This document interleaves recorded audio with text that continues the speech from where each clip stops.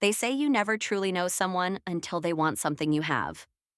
I learned this lesson at 35 in my pristine Chicago apartment with my husband of 10 years sitting across from me at our marble kitchen counter and my stepmother's voice crackling through the speakerphone like a harbinger of chaos. Clara, darling. Margaret's saccharine tone made my spine stiffen. She only called me darling when she wanted something.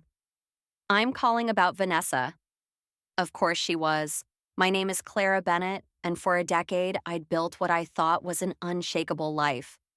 My marriage to Ethan was the kind that made other couples ask us for advice. We finished each other's sentences, laughed at inside jokes that had evolved over 10 years of shared experiences, and still held hands when we walked through Lincoln Park on Sunday mornings. He was 38, with kind eyes that crinkled when he smiled, and an intelligence that never felt condescending. I was successful in my own right, a marketing director at a tech firm downtown, and content in a way I'd never imagined possible during my turbulent childhood. What about Vanessa? I asked, already knowing I wouldn't like the answer. Ethan looked up from his laptop, his dark brows drawing together. He knew that tone, too. She's going through a difficult time, Margaret continued, her voice taking on that martyred quality she'd perfected over the years. She lost her job, her apartment lease is ending, and she's just spiraling, Clara. She needs family right now. I closed my eyes. Vanessa Cole, my 26-year-old stepsister, had been spiraling since the day Margaret married my father 15 years ago. Spiraling from one expensive mistake to another, from one drama to the next. Always with Margaret there to catch her, to excuse her, to blame everyone else. I'm sorry to hear that, I said carefully. Have you considered? I need you to let her stay with you, just for a few months, until she gets back on her feet. There it was, the ask, the demand wrapped in familial obligation and guilt. Margaret, our guest room is pretty small, and with both of us working, Clara, her voice hardened, family helps family. You have that beautiful apartment, plenty of space, and no children to worry about. The last phrase carried its usual sting. Margaret had never forgiven me for not producing grandchildren. Surely you can spare a room for your sister? Stepsister, I wanted to correct but didn't. Ethan was watching me now, his expression questioning. I covered the speaker with my hand. Margaret wants Vanessa to stay with us, for a few months. His eyebrows shot up. He'd met Vanessa exactly 3 times, at our wedding, at my father's 60th birthday party, and at last year's disastrous Thanksgiving dinner where she'd gotten drunk and told everyone within earshot that marriage was a patriarchal prison. Each encounter had left him bemused and slightly concerned. It's your call, he said quietly, but you know what I think about family helping family? That was Ethan, born to parents who actually loved each other and their children, raised in a home where family meant support instead of obligation and manipulation. He couldn't fathom saying no to someone in need, even someone like Vanessa. I removed my hand from the speaker. Fine, she can stay, but Margaret, this is temporary. 3 months, maximum. Oh, thank you, darling. You won't regret this. I'll have her there by Thursday. I regretted it already. Vanessa arrived on a Thursday afternoon in late September, when Chicago was caught between summer's humidity and autumn's crisp promise. I'd taken the afternoon off work to help her settle in, a decision I immediately questioned when she emerged from her Uber with 4 large suitcases, 3 shopping bags, and an attitude that suggested she was doing us a favor. Clara. She air-kissed both my cheeks, her perfume overwhelming, something expensive and cloying. God, you look tired. Are you sleeping okay? I was 35, not 85, but apparently that distinction was lost on Vanessa. She'd inherited Margaret's delicate features and blonde hair, the kind of effortless beauty that had always made my own brown hair and average features feel somehow insufficient. At 26, she moved with the confidence of someone who'd never been told no, who'd never had to work for attention or affection. I'm fine, I said, grabbing one of her suitcases. Let's get you inside. The guest room is down the hall from the master. She swept through our apartment like a critic at a gallery, her nose wrinkling at our mid-century modern furniture, her fingers trailing along surfaces as if checking for dust. It's very minimalist, she finally said. Not really my style, but I guess it works for you too. Ethan appeared from his home office, hand extended. Vanessa, good to see you again. And there it was. The transformation. Vanessa's entire demeanor shifted like a chameleon changing colors. Her voice dropped an octave, became breathy. Her posture changed, shoulders back, chest forward. Her smile turned from critical to dazzling. Ethan? She ignored his outstretched hand and pulled him into a hug that lasted several seconds too long. God, you look even better than I remembered. Clara, you didn't tell me your husband had been working out. He extracted himself politely, but I caught the flicker of discomfort in his eyes. Just trying to stay healthy. Let me help with those bags. Such a gentleman, Vanessa purred, watching him lift her suitcases with an expression that made my stomach tighten. Not with jealousy, I trusted Ethan completely, but with recognition. I'd seen that look before, years ago, directed at my high school boyfriend, my college crush, anyone I'd ever shown interest in. Vanessa didn't want what she had. She wanted what I had. The first week was a masterclass in boundary violation. Vanessa emerged from her room each morning in a silk nightgown that barely covered her thighs, wandering to the kitchen where Ethan made his morning coffee. She'd lean against the counter, all tousled hair and bare legs, asking him to explain the espresso machine, to recommend a good workout routine, to help her understand the complicated TV remote. She draped herself across our furniture like a Renaissance painting, always positioned where Ethan would have to notice her. She laughed too loud at his jokes, touched his arm when she talked to him, found excuses to be in whatever room he occupied. Clara's so lucky to have you, she'd say, her voice dripping with implications. Most men aren't so attentive. Or, I can't believe you two don't have kids yet. Ethan would make such a good father. Don't you want children, Ethan? Or most brazenly, Clara works so much. Don't you get lonely? I know I would. At dinner one night, a meal I'd spent 2 hours preparing after a 10-hour workday, Vanessa pushed her plate away after 3 bites. I just can't eat heavy food anymore, she announced. My trainer says refined carbs are basically poison. Clara, you really should consider your health. I mean, Ethan clearly takes care of himself. She let her gaze travel over my husband in a way that made me grip my fork tighter. Don't you want to match his energy? Ethan set down his own fork. Clara looks perfect exactly as she is. And this pasta is excellent. Vanessa's smile didn't waver. But something cold flashed in her eyes. Of course. I didn't mean anything by it. Just sisterly concern. Later, in the privacy of our bedroom, Ethan pulled me close. I'm sorry, he said quietly. About all of this. You have nothing to apologize for. She's getting worse. The comments, the way she... He paused, choosing his words carefully. I don't want you to think I'm encouraging any of this. I know you're not. I kissed him softly. I trust you completely. How long is she staying again? 2 months and 3 weeks. But who's counting? He groaned and buried his face in my hair. I'll mark it on the calendar. I couldn't sleep that night. Lying in the darkness with Ethan's steady breathing beside me, I found myself traveling back through the years to when Margaret Cole first entered our lives. I was 20, home from college for the summer, when Dad sat me down in our kitchen. The kitchen that still smelled like Mom's lavender sachets, though she'd been gone for 3 years. I've met someone, he'd said, his voice careful. Her name is Margaret. She has a daughter, Vanessa. She's 11. I'd wanted to be happy for him. I really had. Mom's death from cancer had hollowed him out, left him a ghost drifting through our house. If Margaret brought him back to life, wasn't that a good thing? The wedding was small, quick. Margaret moved in with her daughter, and our house stopped being home. Clara, Vanessa needs help with her homework. You're so good at math. Clara, Vanessa's room needs cleaning. You're already doing yours. Clara, can you skip your study group tonight? Vanessa has a recital, and we need to support her. Vanessa, Vanessa, Vanessa, the golden child who could do no wrong, while I became the built-in babysitter, tutor, and maid. But that was survivable. What came later was not. I was 23, in my final semester of graduate school, when the tuition payment bounced. The university called, threatening to withhold my degree.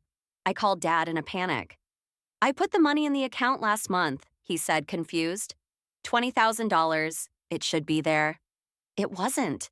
An investigation revealed the account had been emptied by someone who knew the PIN and security questions.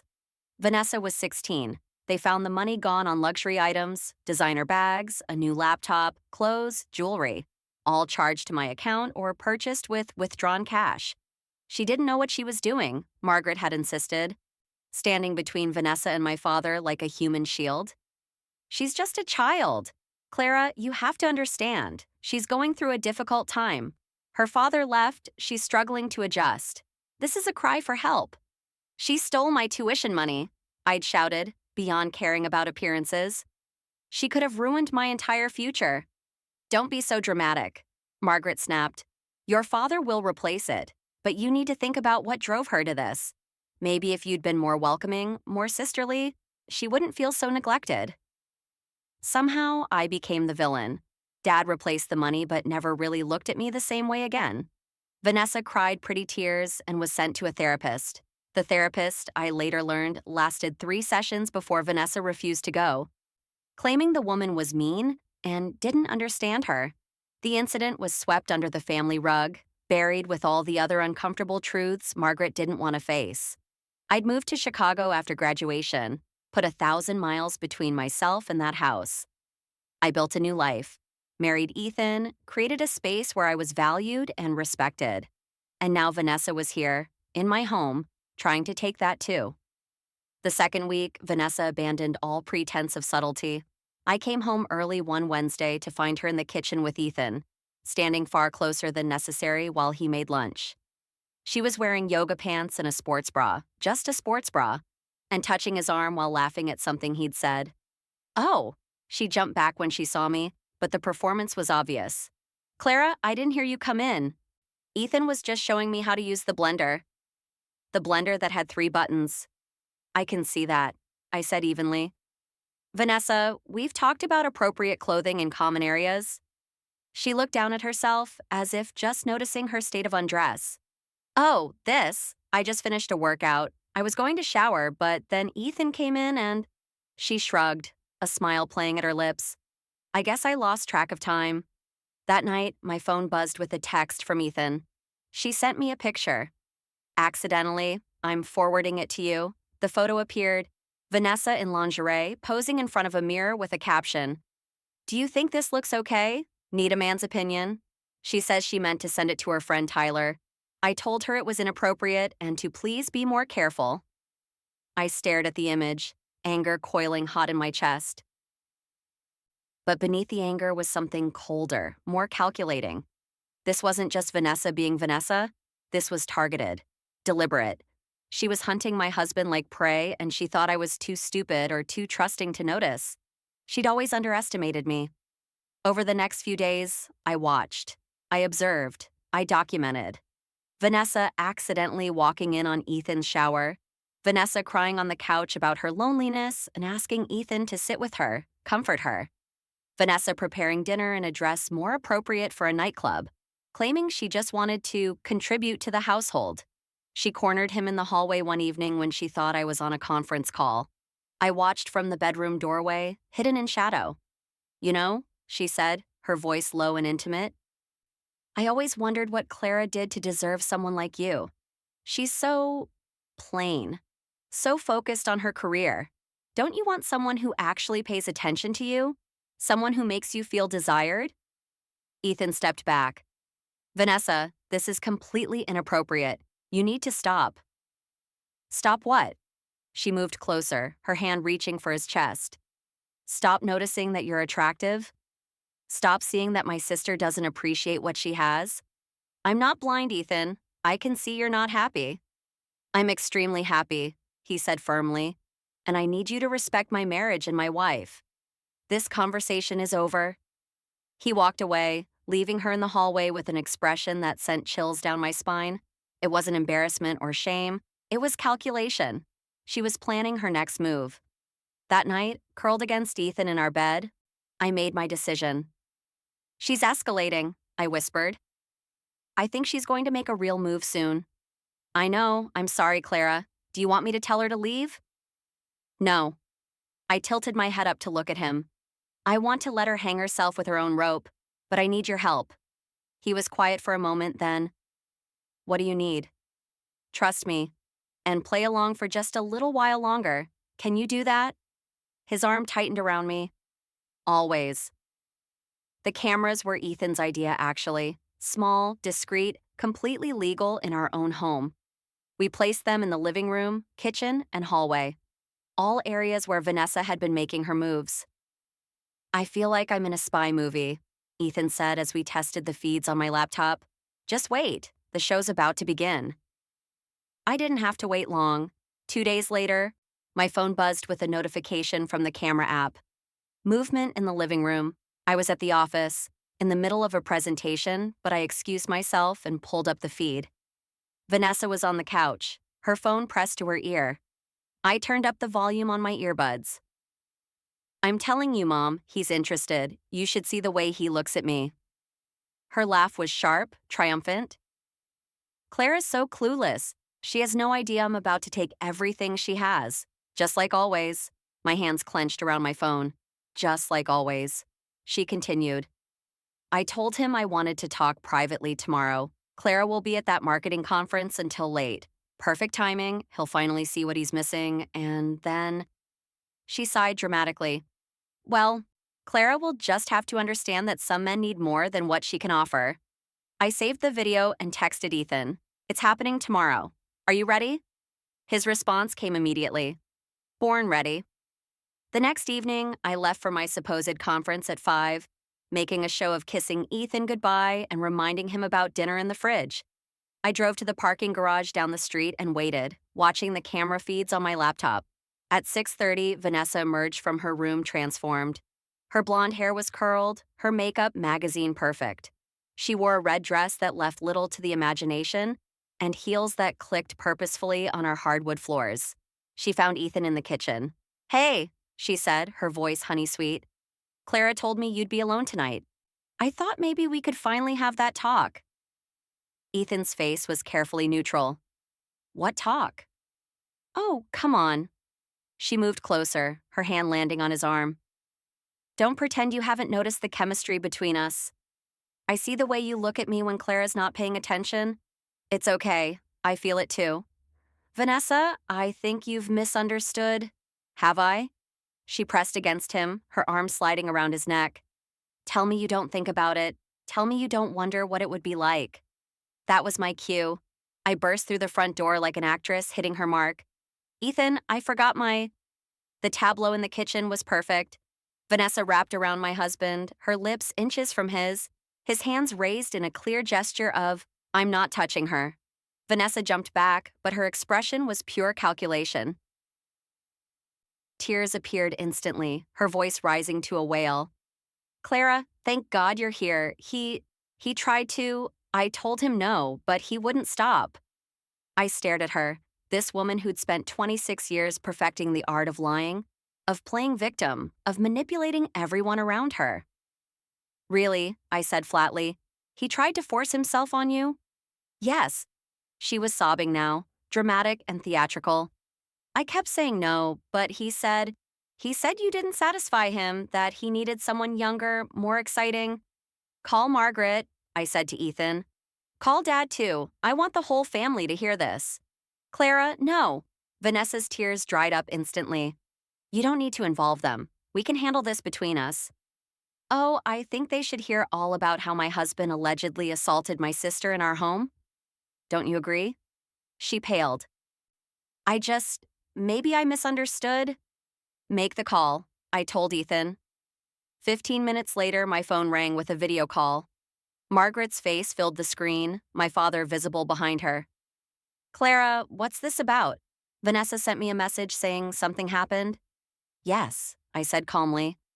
Vanessa claims Ethan tried to force himself on her. She says he's been making advances since she arrived. I thought you should know your daughter is accusing my husband of assault. Margaret's eyes went wide. What? Ethan, how could you? I trusted you to take care of my daughter, and you... He didn't do anything, I interrupted. Except reject her. Multiple times. over the past 3 weeks. That's not, Vanessa started. Would you like to see the proof? The room went silent. I turned on our TV and pulled up the camera footage. All of it. Vanessa in her nightgown, posing provocatively. Vanessa cornering Ethan in the hallway. Vanessa's phone call to Margaret, planning her seduction. And finally, tonight's performance, where she'd wrapped herself around my husband while he'd stood frozen, hands raised, clearly wanting nothing to do with her. The video showed everything: her approach, her words, her arms around his neck, her attempt to kiss him, and then my entry and her immediate pivot to victim. The silence on the phone was deafening. That's, Margaret's voice was weak. That's taken out of context. Which part? I asked pleasantly. The part where she told you she was going to take everything I have, just like always? Or the part where she tried to kiss my husband after he repeatedly told her to stop? My father's face had gone gray. Vanessa, tell me this isn't real. Daddy, I can explain. Can you? His voice was sharp, sharper than I'd heard in 15 years. Can you explain why you tried to destroy your sister's marriage? Can you explain away video evidence? I was joking. The phone call was a joke. And tonight I was lonely and I thought, you thought you could take whatever you wanted? Consequences be damned. I said quietly. Just like you always have. Ethan stepped forward, his voice ice cold. Vanessa has exactly 1 hour to pack her belongings and leave. If she's still here after that, I'm calling the police and filing a harassment report. You wouldn't, Margaret started. Try me, he said flatly. I've been patient. I've been understanding. But this ends now. Your daughter tried to destroy my marriage, and I have it all on camera. I'm sure the police would be very interested in this evidence of harassment and false accusations. The video call ended abruptly. Margaret's sputtering cut off mid-word. Vanessa stood in our kitchen, her perfect makeup streaking with real tears now. Not tears of manipulation, but of rage and humiliation. You bitch, she hissed. You smug, self-righteous bitch. You always had to have everything, didn't you? The perfect grades, the perfect job, the perfect husband. I worked for everything I have, I said quietly, while you stole, lied, and manipulated. There's a difference. I could have had him. If you hadn't, no. Ethan's voice was final. You couldn't have. Not for 1 second. Not ever. Now get out of our home. She grabbed her phone and stormed to her room. Exactly 58 minutes later, she dragged her suitcases through our living room without a word, the door slamming behind her hard enough to rattle the frames on the walls. The silence that followed was profound. Ethan pulled me into his arms, and I felt something inside me unclench. Some knot of tension I'd been carrying since Margaret's first phone call. It's over, he murmured into my hair. But I knew better.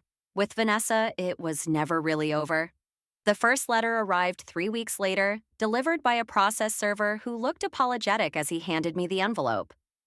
It was a lawsuit. From Vanessa's former landlord. According to the documents, Vanessa had been evicted from her previous apartment for unpaid rent and significant property damage.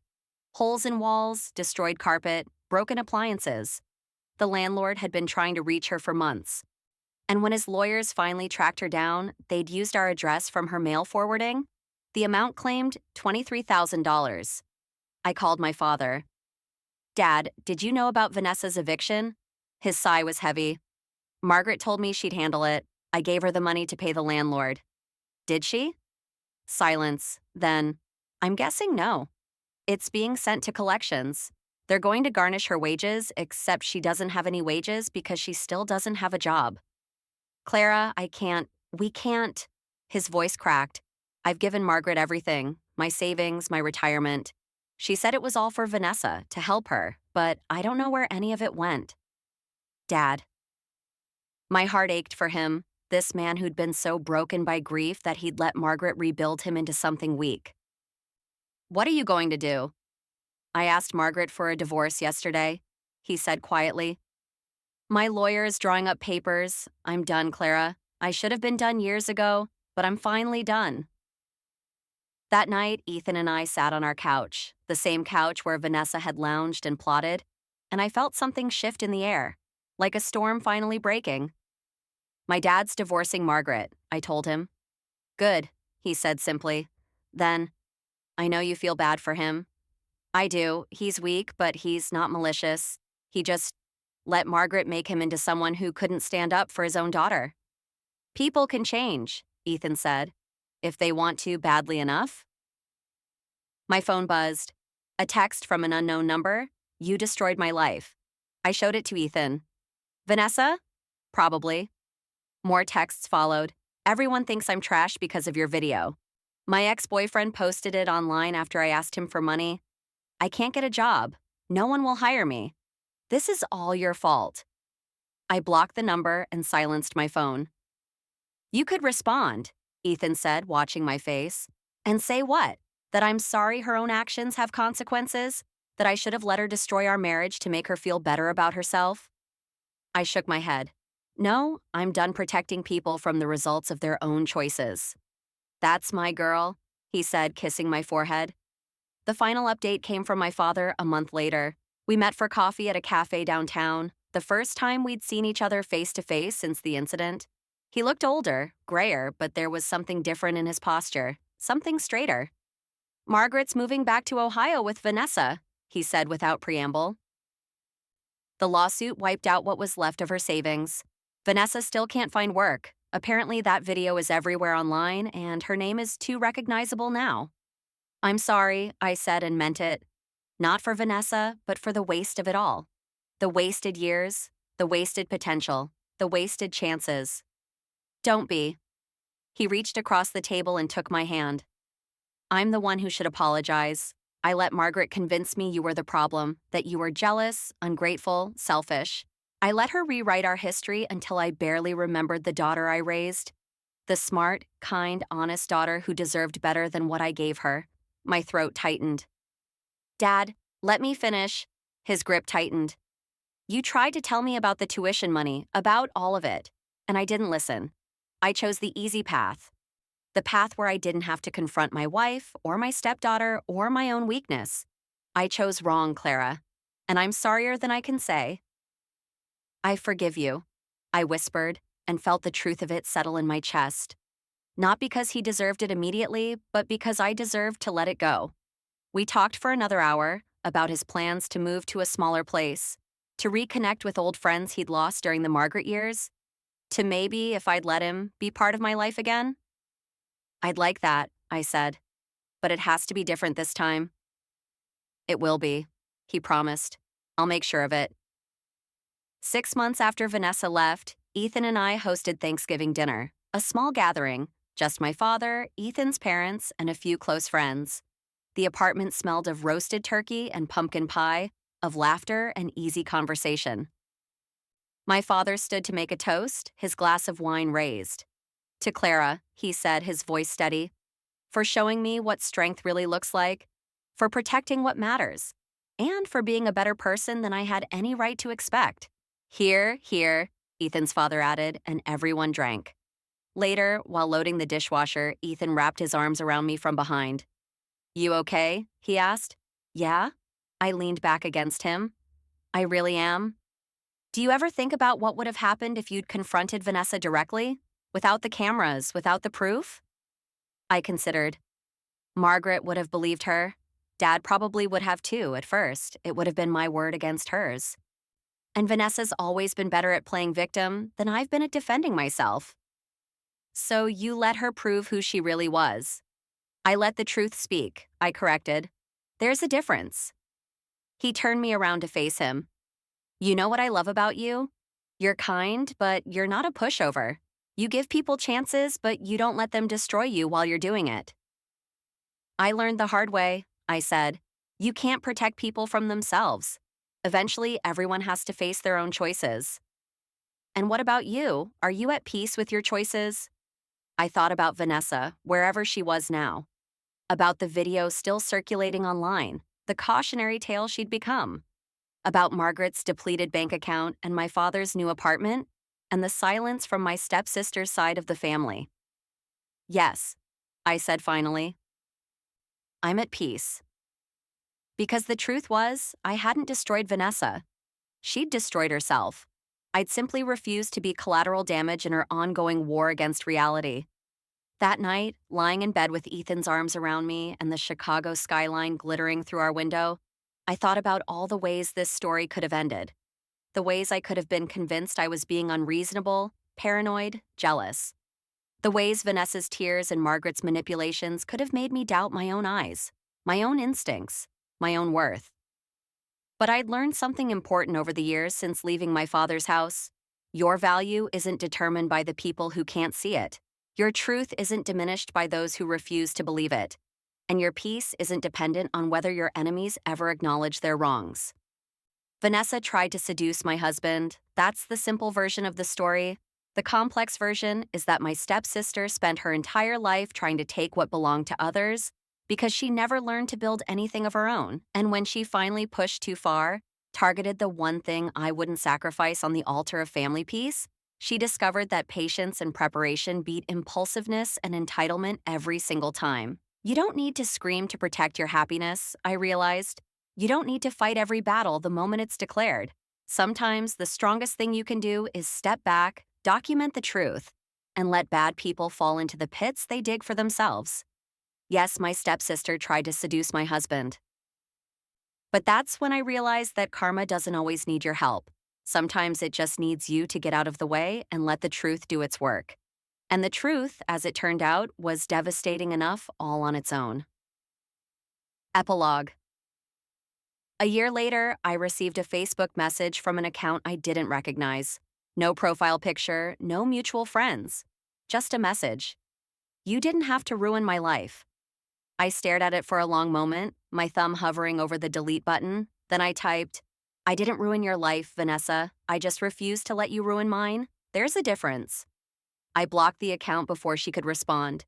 Because that was the final lesson I'd learned. You don't owe your abusers closure. You don't owe your manipulators explanation. You don't owe anything to people who tried to destroy what you built. You just owe yourself the peace of moving forward, and that's exactly what I did. Ethan and I started trying for a baby that spring. My father came for dinner every Sunday. I got promoted at work. We adopted a rescue dog named Sophie who barked at squirrels and slept between us at night. Life wasn't perfect. It never is, but it was ours, hard-won and carefully protected.